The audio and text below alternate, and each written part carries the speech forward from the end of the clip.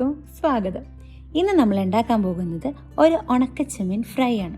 ഈ അമ്മമാരുണ്ടാക്കി തരുന്ന ഉണക്കച്ചെമ്മീൻ വിദേശത്ത് പഠിക്കാൻ പോകുന്ന പിള്ളേർക്കും തൊഴിൽ പോകുന്ന ചെറുപ്പക്കാർക്കും എല്ലാവർക്കും ഒരു ലൈഫ് സേവിങ് ഫുഡല്ലേ.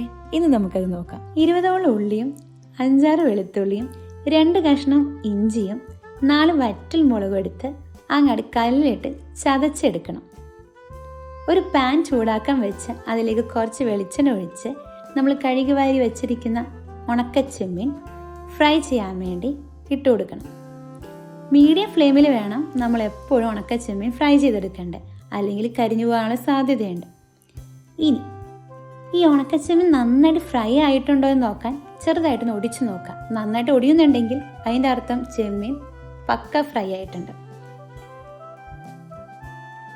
ഇനി അതൊരു ബൗളിലോട്ട് മാറ്റിയിട്ട് ആ പാനിൽ തന്നെ കുറച്ച് വെളിച്ചെണ്ണ ഒഴിച്ച് നമ്മൾ ചതച്ച് വെച്ചിരിക്കുന്ന കൂട്ടില്ലേ അതങ്ങാടെ ഇട്ട് നന്നായിട്ട് വഴറ്റിയെടുക്കണം. ഒരു ബ്രൗണിഷ് കളർ ആവുന്നത് വരെ വഴറ്റണം.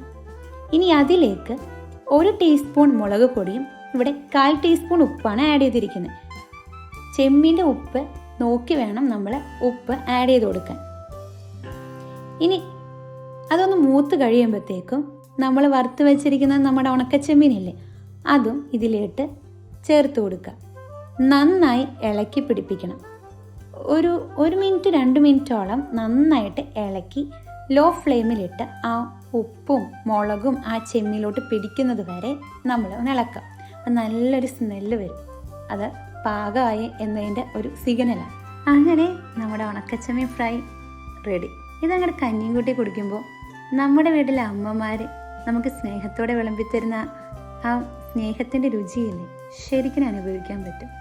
ഇനി ഈ വീഡിയോ ഇഷ്ടപ്പെട്ട സബ്സ്ക്രൈബും ചെയ്യുക, ലൈക്കും ചെയ്യുക, അഭിപ്രായങ്ങൾ അറിയിക്കുക. Thank you.